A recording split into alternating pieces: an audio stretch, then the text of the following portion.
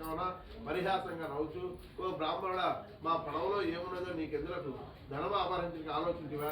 పడవలో ఆకులు అలములు తప్ప మరి ఏమీ లేవని బదులు చెప్పింది. ఆ బ్రాహ్మణ అదిని అట్టే అవుగాక అని చెప్పారు. ఆ విధంగా చెప్పి ఆ బ్రాహ్మణుడు అక్కడి నుండి వెడలిపోయి కొంచెం దూరం పోయి చెట్టు క్రింద కూర్చున్నాను. పిదప ఆ వయస్సులో నిత్యకృత్యములను నెరవేర్చుకుని పడవలో చూచి తెలబోయాను. బరువు తగ్గి పడవ పైకి తేలిపోయాను. ఆ వయస్సులు తమ పడవలో ధనంతో ఉన్న సంచులకు బదులు ఆకులు అలములు ఉంట చుట్టి మూర్తిని కొంతసేపటికి తెలివి తెచ్చుకుని విలపించసాగాడు. అప్పుడు అల్లుడు మామను చుట్టి ఏర్చడం వల్ల ప్రయోజనం ఏమున్నది?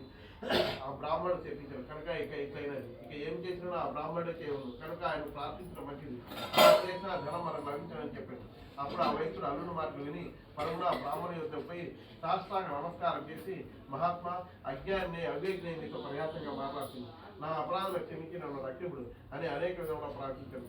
అప్పుడు ఆ బ్రాహ్మణ ఆ వయసును చూసి, పోయి నా వ్రతం అంటే సత్యనారాయణ వ్రతం చేసేదని చెప్పి ఆ వ్రతం చేయకపోవడం వల్ల నీకు బాధలు కలిగినాయని చెప్పాను.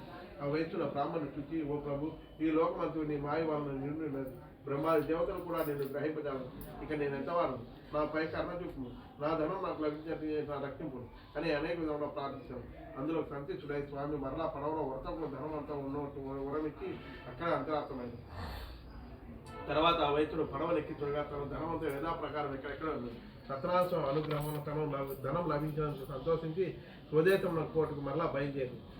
ఆ తర్వాత వయస్సుడు అల్లుడా, అదే మన రత్నపురం అని చెప్పి తమ రాక భార్యాపతులకు తెలిపి మన దూతను పంపారు. ఆ దూత నగరంలో పోయి లీలావతిని చూసి, అమ్మ, మీ భర్తయు అల్లుడి వచ్చి ఉన్నారు, పడవ ఇప్పుడే రేవు చేయలేదని చెప్పాను. ఆ లీలావతి ఆ దూత మాటలు విన్నది చాలా ఆనందించి, అమ్మాయి, సత్యనారాయణ వ్రతం త్వరగా ముగించినము, నేను పడవ దగ్గరికి పోతున్నానని కుమార్తెను తొందర చేసి బయలుదేరి వెళ్ళాను.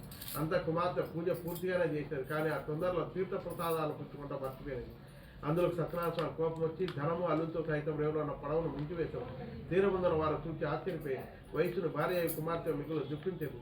వారు అందరూ అట్లు దుఃఖించగా తల్లి తన కుమార్తె చుట్టూ విలిపించు, అల్లుడు ఆ చూస్తుండగానే నావుతో కూడా మునిగిపోతుంది కదా, ఇది అంటే శ్రీ సత్యనారాయణ మహాత్మని తలుచుకొని కుమార్తెను కౌలించుకొని విలపించసాగాడు. తన కళావతి తన భర్త చనిపోవటం చూసి అతను పాదుకలు గైకొని వాటితో సాహగమనం చేయటం సిద్ధపడను. అప్పుడు అది చూసి దిక్కుంటూ, ఇది అంటే శ్రీ సత్యనారాయణ మహాత్మే కానీ వేరు కాదని నిర్ణయించుకొని నా శక్తానుసారం ఆ సాగుని కొలిచేదని నిర్ణయించుకొని అందరినీ పిలిచి తన అభిప్రాయం చెప్పి స్వామికి సాష్టాంగ నమస్కారం చేసి వేడుకోండి. అంతా సత్యనారాయణ వయసునిపై కర్ణ వహించి, ఓ వయసులా, నీ కుమార్తె తీర్థ ప్రసాదాలు భుజింపకుండా భర్తను చుట్టూకే వచ్చినది. ఆమె ఇంటికి పోయి తీర్థ ప్రసాదాలు తీసుకుని వచ్చినట్టు అంతే శుభం అని చెప్పాను. ఆ విధంగా ఆకాశం నుండి వినబడిన మాటలు విని కళావతి వెంటనే ఇంటికి పోయి స్వామివారి తీర్థ ప్రసాదాలు స్వీకరించి వచ్చాడు. ఆమె తిరిగి సముద్ర తీరంలోకి వచ్చేసరికి తన భర్త నావతో కూడా పైకి తేలాడు.